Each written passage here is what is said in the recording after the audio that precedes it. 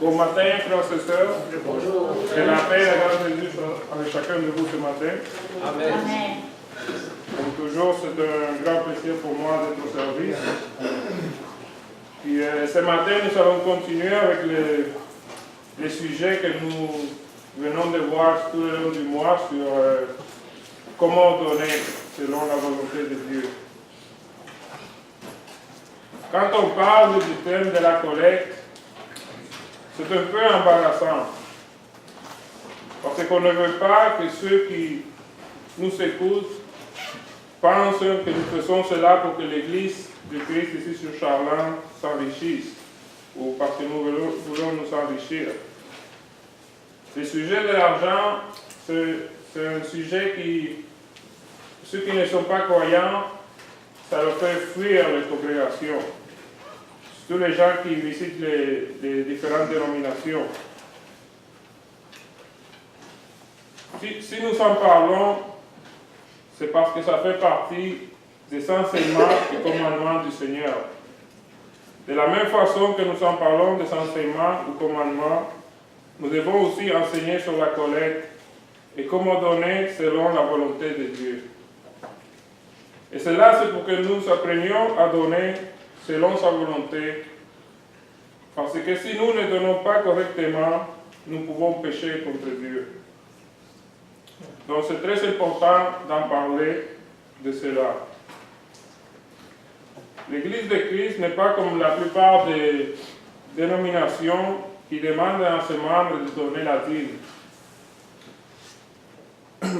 Mais ce qui est pire, c'est qu'ils disent aux membres que s'ils n'ont pas d'argent à donner, ils ne seront pas bénis. Et beaucoup d'autres mensonges et des choses charnelles que des fois ces personnes, quand ils n'ont pas d'argent, ils sont gênés puis ils n'assistent pas à la congrégation. Ils se sentent mal à cause des faux enseignements qu'ils reçoivent par rapport à donner. En 1 Corinthiens 16, verset 1 à 2, la parole dit: pour ce qui concerne la collecte en faveur des saints, agissez vous aussi comme je l'ai ordonné aux églises de la Galatie. Que chacun de vous, les premiers jours de la semaine, mette à part chez lui ce qu'il pourra selon sa prospérité, afin qu'on n'attende pas mon arrivée pour recueillir les dons. Ici, on trouve un des critères qu'il faut pour donner selon la volonté de Dieu. Il faut qu'on donne selon notre prospérité. Notre prospérité, c'est selon combien nous avons gagné. C'est selon combien nous sommes riches matériellement. Mais plus important que ça, il faut qu'on donne avec amour. C'est-à-dire sans attendre rien en retour. Sans attendre qu'il va nous le retourner 10 fois plus, comme on enseigne à certaines places. Ou donner parce qu'on veut qu'il nous bénisse. Non. Il faut qu'on donne parce qu'il nous a déjà tout donné. Et en plus, il nous a tout donné sans que nous le méritions. Et toute chose lui appartient. Absolument toute chose. Comme c'est écrit en Romains 11, verset 36, c'est de lui, par lui et pour lui que sont toutes choses. À lui la gloire dans tous les siècles. Amen.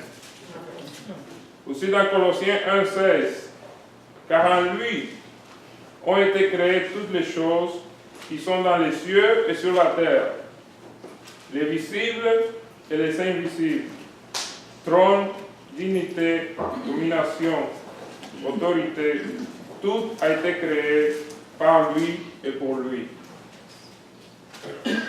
Tout lui appartient, mes frères. Ce que nous donnons à Dieu lui appartient déjà. N'essayons pas de surprendre Dieu avec X montant d'argent. C'est avec notre cœur que nous devons le faire. Si toutes les choses lui appartiennent, avec quoi allons-nous venir devant lui? si ce n'est pas avec un cœur reconnaissant et avec amour. Notre attitude ne doit pas être « je dois donner ». L'attitude correcte doit être « je veux donner ». Dieu n'a pas besoin d'argent comme si on le faisait pour son bénéfice à lui. Bien sûr, nous le faisons par amour pour Dieu, mais aussi par amour au corps de Christ, qui sommes nous-mêmes, et pour son œuvre ici, sur terre. En 1 Corinthiens 16:1, encore je vais lire, pour ce qui concerne la collecte en faveur des saints, agissez-vous aussi comme je l'ai ordonné aux églises de la Galatie. Dans l'Ancienne Alliance, dans le livre d'Exode, nous pouvons voir un exemple de donner volontairement. Et c'est lorsque Moïse allait faire l'œuvre du tabernacle. Je vais lire 2 versets dans le livre d'Exode, dans le chapitre 35. Le premier verset se trouve dans Exode 35, verset 21, qui dit « Tous ceux qui furent entraînés par le cœur et animés de bonne volonté vinrent et apportèrent une offrande à l'Éternel pour l'œuvre de la tente d'assignation, pour tout son service et pour l'événement sacré. » Dans le verset 29, tous les enfants d'Israël, hommes et femmes, dont les cœurs étaient disposés, dont les cœurs étaient disposés à contribuer pour l'œuvre que l'Éternel avait ordonnée par Moïse, apportèrent des offrandes volontaires à l'Éternel. Des offrandes volontaires à l'Éternel. Ces volontaires qu'on voit ici, ces mots que nous venons de lire, ce n'est pas un volontaire comme je donnais volontairement parce que j'ai voulu donner, ou donner parce que la personne à côté de moi me voit et je ne veux pas qu'il dise après, il parle que moi je ne donne pas. Les donner volontaires, c'est parce que vous tenez à cœur l'œuvre de l'Église. Et que par l'amour que vous avez pour Dieu et vos frères, vous donnez avec joie. Il faut que vous sentez dans votre cœur que vous donnez selon votre prospérité et avec le désir de pouvoir en donner plus. Dans l'Ancienne Alliance, le peuple donnait 10% de ses biens. Aujourd'hui, nous donnons peut-être 5, 3, 7%, je ne sais pas. Mais en réalité, je crois que nous devons donner à 100%. Et vous allez me dire, mais comment allons-nous donner à 100%? Comment est-ce possible de donner à 100%? On va lire dans Marc 12, versets 42 à 44. On va commencer à essayer de comprendre comment est-ce qu'on peut donner à 100%.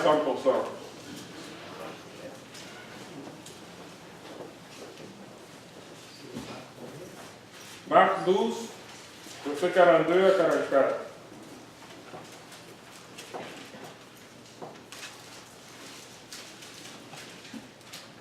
Il vint aussi une pauvre veuve et lui mit 2 petites pièces, faisant un quart de sou.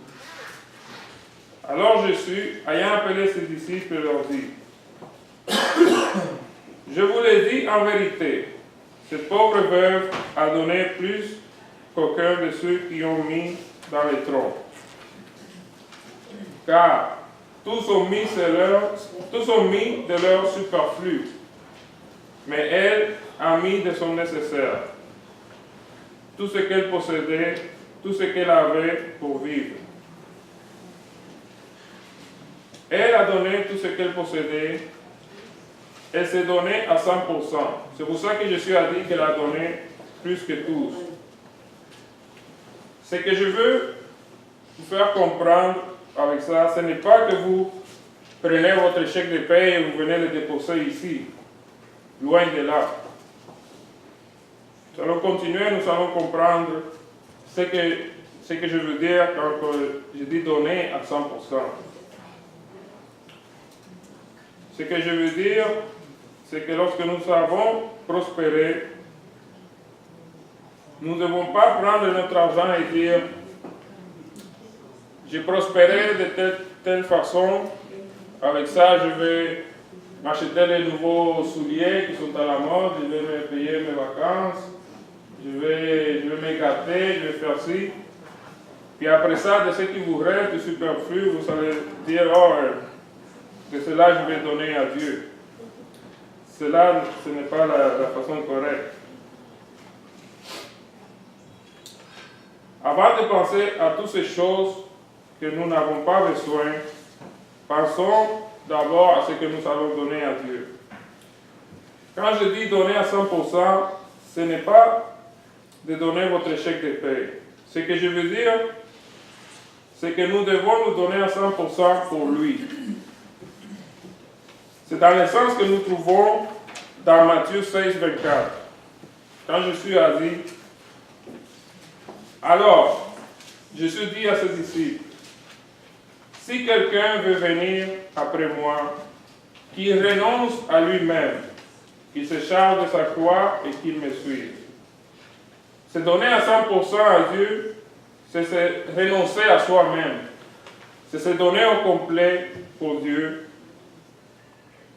Tout notre bien, tout ce qu'on a à la disposition de Dieu.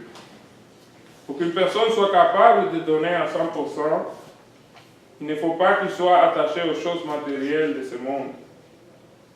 La personne doit se dire sincèrement que pour lui, vivre ou mourir, c'est Christ. Il faut se donner soi-même et tout ce qu'on possède à Dieu. Il faut chercher avant tout à être à la disposition pour la croissance de l'Église et son œuvre ici sur terre. Nous pouvons trouver un exemple de qu'est-ce qui est se donner à 100% à Dieu. C'est Jésus qui parle dans Luc 12, verset 33, si vous voulez suivre avec moi. Luc 12, verset 33.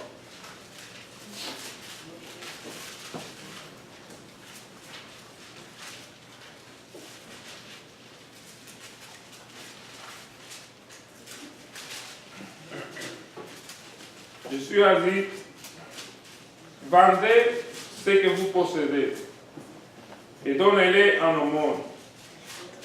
Faites-vous des bourses qui ne s'usent point, un trésor inépuisable dans les cieux, où le voleur n'approche point, et où la teinte ne détruit point. Vous voyez ici, Jésus dit, vendez ce que vous possédez. Comme notre frère Frédéric a dit dans l'étude de mercredi, ce n'est pas de prendre tous vos biens puis faire comme un vent de garage devant chez vous, où vous en débarrasser, tout donner. C'est de mettre tout votre être et tous vos biens à la disposition de Dieu. Quand on se détache des choses matérielles de ce monde, on est capable de donner spirituellement puis donner avec amour. Avant de vouloir amasser des trésors chez vous, cherchez à faire des trésors au ciel. Je ne suis pas en train de vous dire de vivre pauvre, loin de là, de ne pas aimer ces choses, les choses de ce monde, de vouloir faire des trésors au ciel. Et ceux-là, ce sont les vrais trésors qui perdurent éternellement. Lisez avec moi dans 1 Timothée, chapitre 6, versets 7 à 10.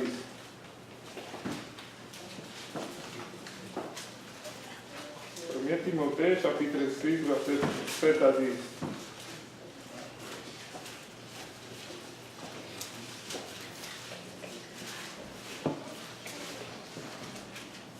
Car nous n'avons rien apporté dans le monde, et il est évident que nous n'en pouvons rien emporter.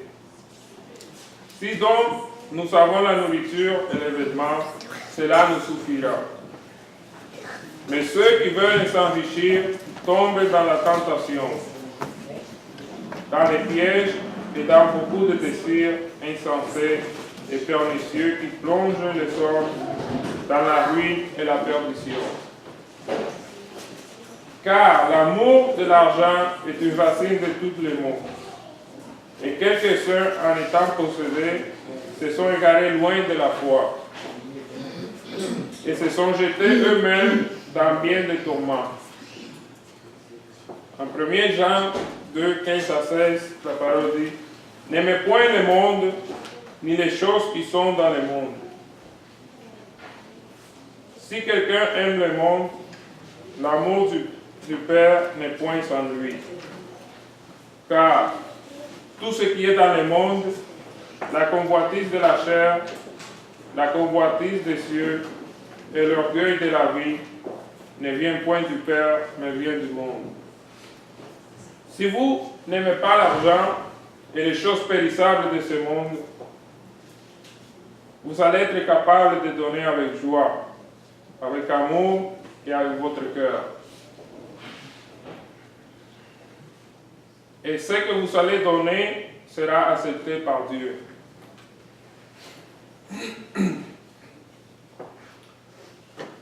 Luc 11, 41 dit: donnez plutôt à nos mondes ce qui est dedans. Et voici toutes choses seront pures pour vous. Donnez plutôt à nos mondes ce qui est dedans. Et voici toutes choses seront pures pour vous. Que chacun de nous donne du cœur, comme il est écrit en 2 Corinthiens 9, 7. Que chacun donne comme il a résolu en son cœur, sans tristesse ni contrainte. Pour que ça soit sans tristesse ni contrainte, je vous le dis, il ne faut pas qu'on aime le monde, il ne faut pas qu'on aime l'argent, il ne faut pas qu'on soit attaché à ces choses. C'est comme ça que nous allons pouvoir donner sans tristesse ni contrainte. Car Dieu aime celui qui donne avec joie.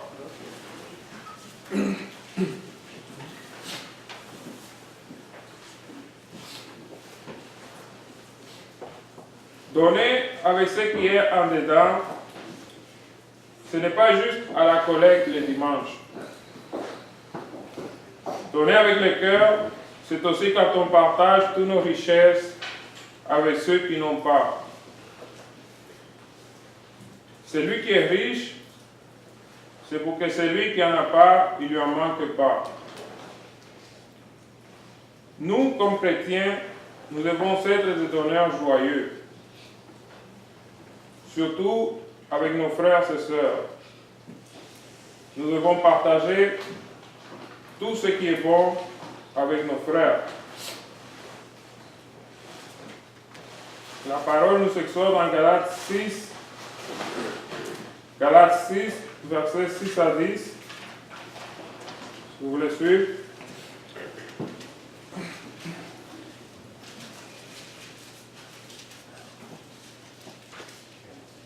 Que celui à qui l'on enseigne la parole fasse part de tous ses biens à celui qui l'enseigne.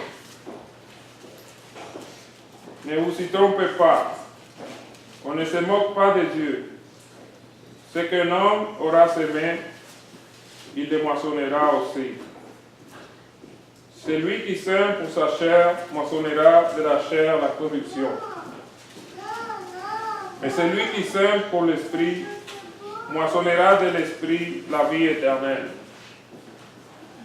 Ne nous lassons pas de faire le bien, car nous moissonnerons au temps convenable, si nous ne nous relâchons pas. Ainsi donc, pendant que nous en avons l'occasion, pratiquons le bien envers tous, et surtout envers les frères à la foi.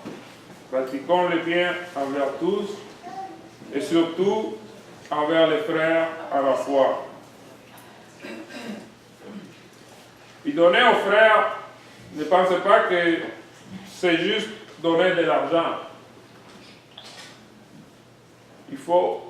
On peut donner à nos frères nos capacités, notre temps, notre service. Ce n'est pas juste quand on parle de l'argent que ce qu'on peut donner aux frères, c'est l'argent. Ce qu'on parle d'argent, il y a d'autres capacités qu'ils peuvent donner. Et donner avec joie. Partagez vos richesses ou vos biens avec votre frère.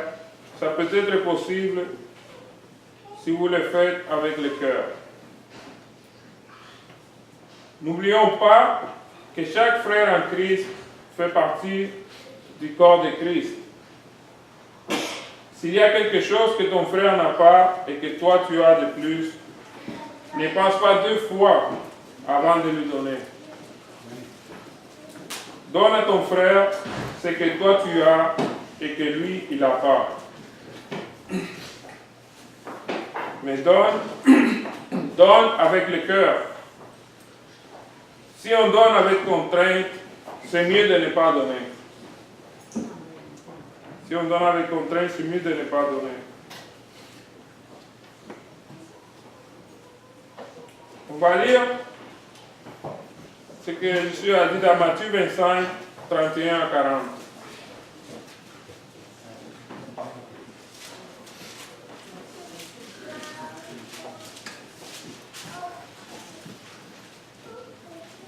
Matthieu 25, verset 31 à 40.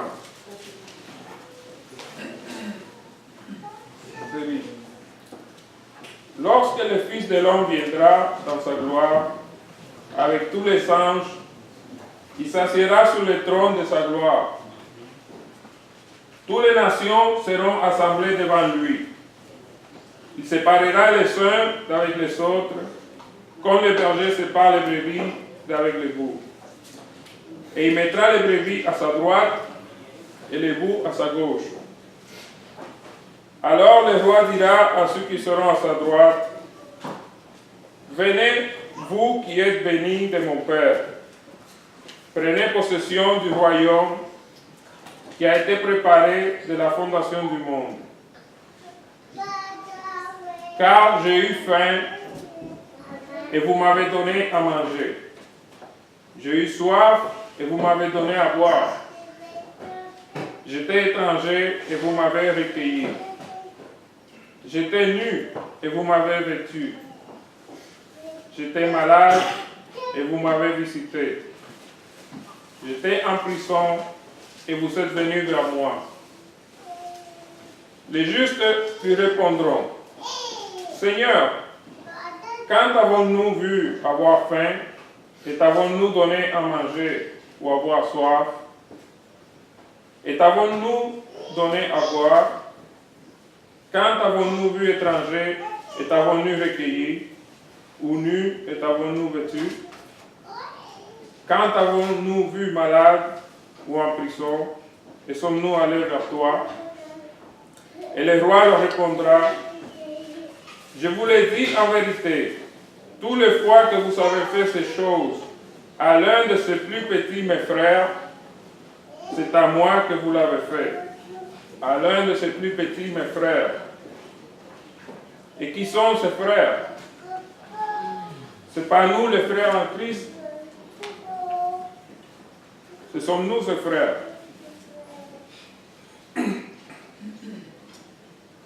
Donc nous devons faire ces biens, surtout entre nous qui faisons partie du corps de Christ. Nous ne devons pas rester indifférents envers un frère qui est dans le besoin de quelque chose que nous en avons de plus. Comme il est écrit en Jacques 2, versets 14 à 17. Mes frères, que sert-il à quelqu'un de dire qu'il a la foi s'il n'a pas les œuvres? La foi peut-elle le sauver? Si un frère ou une sœur sont nus et manquent de la nourriture de chaque jour, et que l'un d'entre vous leur dise, allez en paix, chauffez-vous et vous rassasier, et que vous ne leur donniez pas ce qui est nécessaire au corps, à quoi cela sert-il? Il en est ainsi de la foi, si elle n'a pas les œuvres, elle est morte en elle-même. Donc quand nous savons ce que nous pouvons donner à notre frère, c'est bien, c'est excellent, c'est très bien de prier pour le frère, mais si nous savons ce qu'il a besoin, nous devons faire l'œuvre et lui en donner.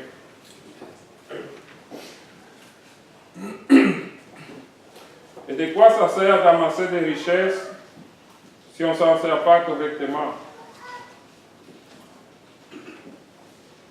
Il y a un monsieur, c'est le patron de notre frère Emmanuel, qui lui dit qu'il veut arriver à 1000 millions avant de mourir. Le monsieur, il a presque, s'il n'a pas déjà, 90 ans. Il n'y a même pas beaucoup pour les 1000 millions à son compte en banque. Mais il ne dépense pas. Il reste, un homme à 90 ans, je ne pense pas qu'il reste beaucoup de temps à vivre. Et il dit qu'avant de mourir, il faut qu'il ait réussi à avoir 1000 millions dans son compte de banque. Imaginez. À quoi ça lui sert d'amasser tout cet argent s'il ne s'en sert pas correctement? Il va mourir, puis ça va rester ici. Il ne va pas l'emporter avec lui. En 1 Timothée 6, versets 17 à 19, la parole dit, 1 Timothée 6, 17 à 19, recommande aux riches du présent siècle de ne pas être orgueilleux et de ne pas mettre leur espérance dans des richesses incertaines, mais de la mettre en Dieu, qui nous donne avec abondance toutes choses pour que nous en jouissons. Recommande-leur de faire du bien, d'être riches en bonnes œuvres, d'avoir de la libéralité, de la générosité, et de s'amasser ainsi pour l'avenir un trésor placé sur un fondement solide, afin de saisir la vie véritable. Croyez-vous que le patron d'Emmanuel est vraiment riche? Peut-être pour les hommes, il est riche, mais pas pour Dieu, ni pour moi non plus. Car les richesses de ce monde sont périssables.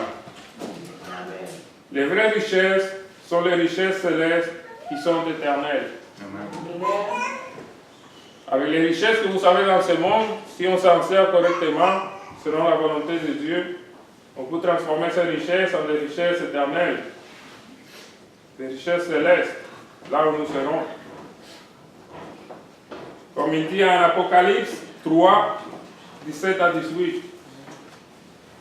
Vous les suivez avec moi, Apocalypse 3, 17 à 18.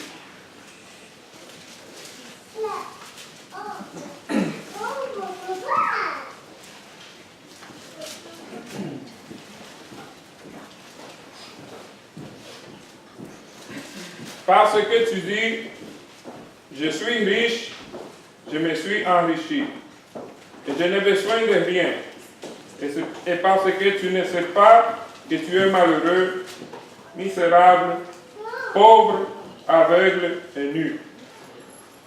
Je te conseille d'acheter de moi de l'or éprouvé par le feu, afin que tu deviennes riche, et des vêtements blancs, afin que tu sois vêtu, et que la honte de ta nudité ne paraisse pas, et un collier pour oindre tes yeux, afin que tu vois. Vous voyez, ici on parle d'un homme qui se sent riche, qui n'a besoin de rien. Mais en réalité, c'est le plus pauvre, le plus malheureux. Parce que ces richesses sont des richesses terrestres.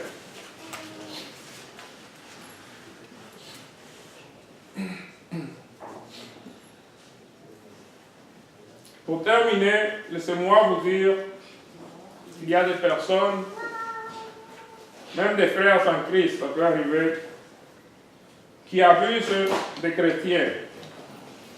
Parce qu'ils savent que les chrétiens sont appelés à donner et partager joyeusement. Des fois, ces gens demandent de leur prêter de l'argent et ils ne te remboursent pas parce qu'ils savent que tu es chrétien et ils veulent abuser de ton cœur. Si quelqu'un est dans le besoin parce qu'il n'a pas de travail ou il ne peut pas travailler, c'est avec amour que nous devons l'aider. Mais si la personne est dans le besoin parce qu'il ne veut pas travailler et profite du cœur de ses frères, c'est péché. La parole dit en 2 Thessaloniciens 3, 7 à 11, vous savez vous-même comment il faut nous imiter. Car nous n'avons pas vécu parmi vous dans les désordres. Nous n'avons mangé gratuitement les pains de personne, mais dans le travail et dans la peine. Nous avons été nuit et jour à l'œuvre pour n'être à charge à aucun de vous. Ce n'est pas que nous n'en eussions le droit, mais nous avons voulu vous donner en nous-mêmes un modèle à imiter. Un modèle à imiter. Car lorsque nous étions chez vous, nous vous disions expressément, si quelqu'un ne veut pas travailler, qu'il ne mange pas non plus. Donc, essayons aussi à ne pas être une charge pour les frères. Donc, avec ça, je termine. Si quelqu'un a des questions ou des opinions, on a beaucoup de temps.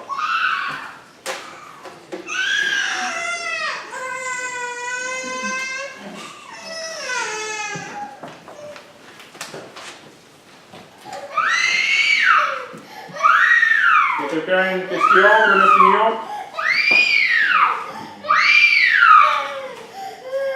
Soyez pas gênés.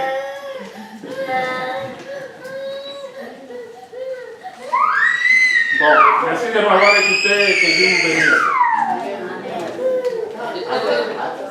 Oui, oui. Tiens.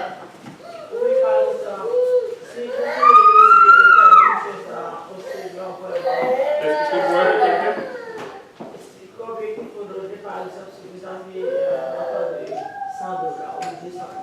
Vous voulez savoir combien il faut donner?